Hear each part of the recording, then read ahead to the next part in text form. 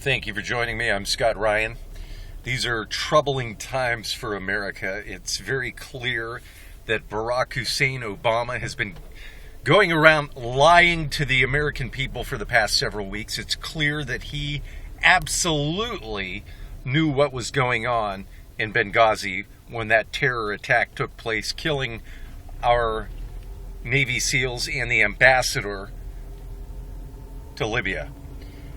And this is troubling, not only because he did nothing to rescue these people, and the fact that these troops were ordered to stand down and forbidden from rescuing these people, that is egregious in itself.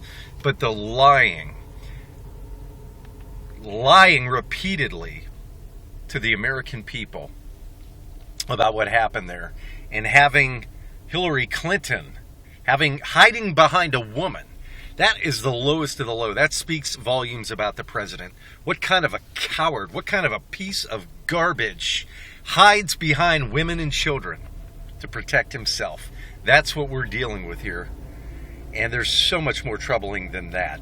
The fact that this administration came out and lied to us, and then that very next day, after these terrorists killed our people, they go out and apologize.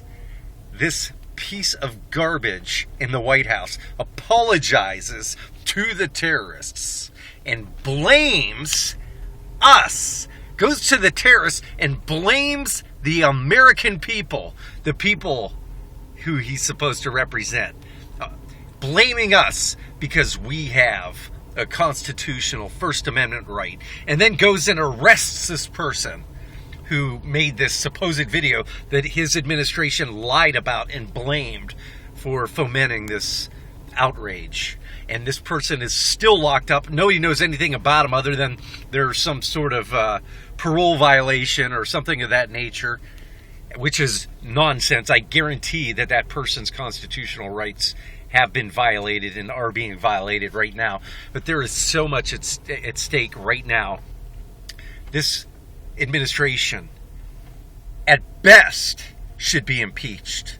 He should be impeached whether Mitt Romney wins the election or not.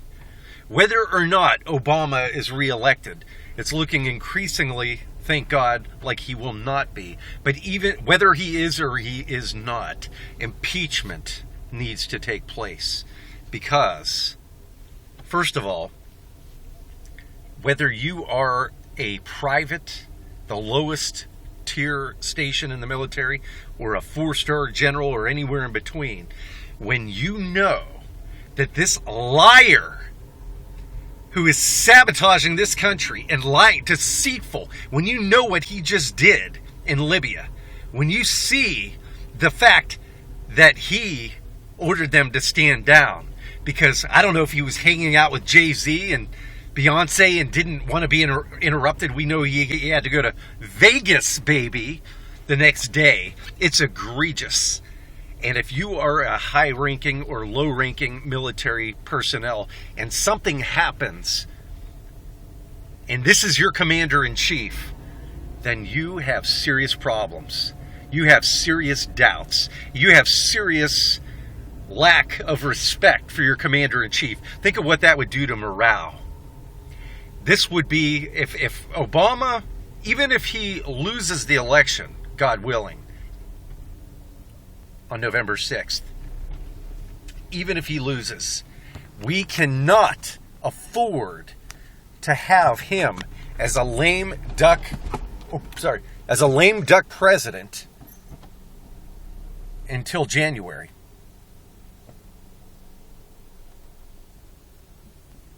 We cannot afford. I mean, look at all the rogue nations. If you are a rogue nation, I don't care if it's China, Iran, North Korea. I consider China a rogue nation. Whatever the nation is, if you're going to try something against the United States of America, and this is our president right now, this is the most propitious time to do something. Because you know the United States is in a precarious position. You know that we are in a position of weakness. You know that our military is under a so-called commander-in-chief that has no credibility and no respect among the troops over which he is commander-in-chief. This is a crisis. So even if Mitt Romney wins this election, God willing, this president cannot be allowed to sit in office as a lame duck. He is the greatest threat to our national security right now.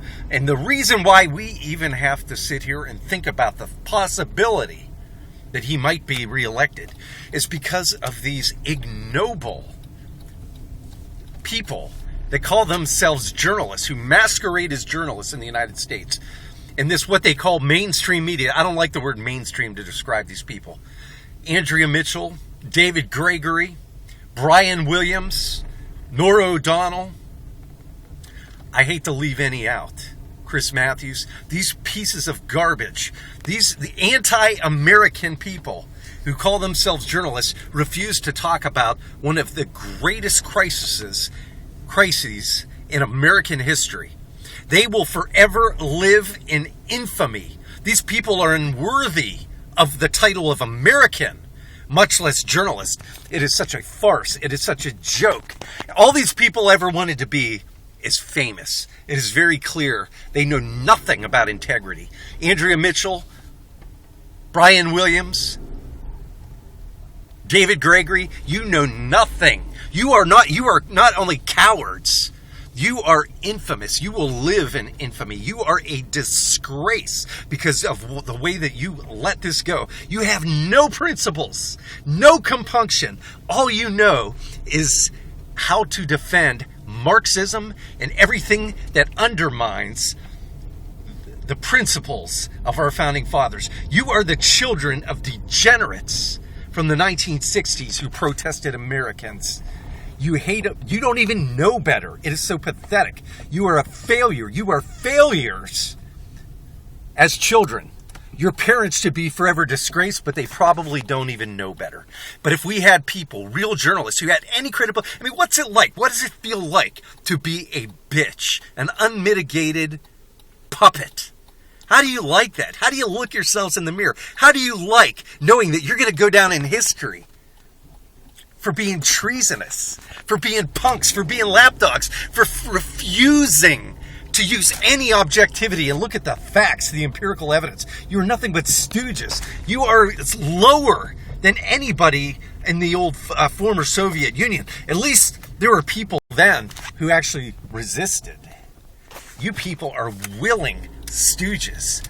And you think that people admire you? Your names, if they live on, they will live on as ignominious, pathetic people who betrayed their country.